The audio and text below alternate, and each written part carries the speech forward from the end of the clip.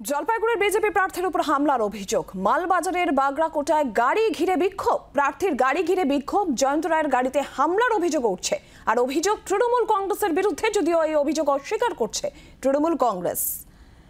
BJP প্রার্থীর উপর হামলার অভিযোগ জলপাইগুড়িতে। মালবাজারের বাগড়াকোটায় বিজেপি প্রার্থীর গাড়ি ঘিরে বিক্ষোভ, জয়ন্ত রায়ের গাড়িতে হামলা হয়েছে, এই অভিযোগ তৃণমূল কংগ্রেসের বিরুদ্ধে। অভিযোগ অস্বীকার তৃণমূল কংগ্রেসের। জলপাইগুড়ির বিজেপি প্রার্থী, তার গাড়িতে হামলার অভিযোগ।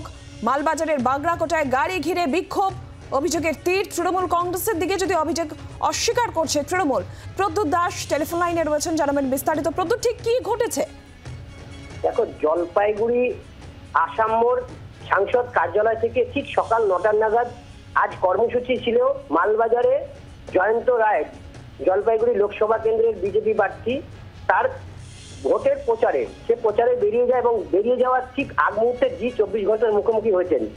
তারপর কিন্তু তিনি মালবাজারে গিয়ে সারাদিন ব্যাপী প্রচার করেছেন। বেলা গড়ার দুপুরের পর যখন তিনি ফিরছিলেন গাড়িতে, তখন দুটো গাড়ি, সামনে একটি গাড়ি ছিল, যে গাড়িতে তার কর্মকর্তারা ছিলেন, তার পেছনের গাড়িতে সাংসদ তথা জলপাইগুড়ি লোকসভা কেন্দ্রের বিজেপির প্রার্থী জয়ন্ত কুমার রায় ছিলেন। যখন ওই গাড়ি দুটোকে ঘিরে একদল ব্যক্তি, মানুষ, তারা কিন্তু কালো পতাকা নিয়ে বিক্ষোভ দেখাতে থাকে এবং ওই যে বিজেপি কর্মী সমর্থকদের সাথে কিন্তু সেই যারা ছিলেন, এই একদল ব্যক্তি মানুষ সেখানে ভিড় করে কালো পতাকা নিয়ে তারা কিন্তু বিক্ষোভ দেখাতে এবং হাতাহাতি শুরু হয় এবং সাংসদের গাড়ি ঘিরে বিক্ষোভ দেখায়। সাথে সাথে পুলিশ সেখানে ঘটনাস্থলে আসে এবং পরিস্থিতি নিয়ন্ত্রণে আনে। কিন্তু এই ঘটনায় সাংসদের উপর হামলার অভিযোগ উঠছে এবং অভিযোগের তীর তৃণমূলের দিকে। পাল্টা তৃণমূলের জেলা সম্পাদক রাজেশ কুমার সিং জানিয়েছেন যে এই ঘটনা পুরো মিথ্যে ঘটনা, পুরো সাজানো, পুরো অস্বীকার করেছেন। কারণ এই ধরনের ঘটনা ঘটার কথা নয়, কারণ সাংসদকে মালবাজার এলাকায় দেখা যায়নি এবং সাংসদকে কেউ চেনেও না, সেই কারণে কিন্তু এই ধরনের ঘটনা ঘটেনি।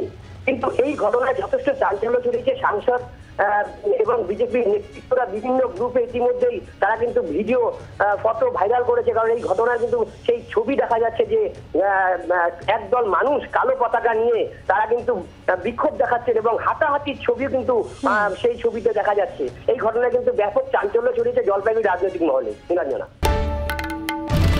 বাংলার আওয়াজ, বাঙালির আবেগ, জি 24 ঘন্টা।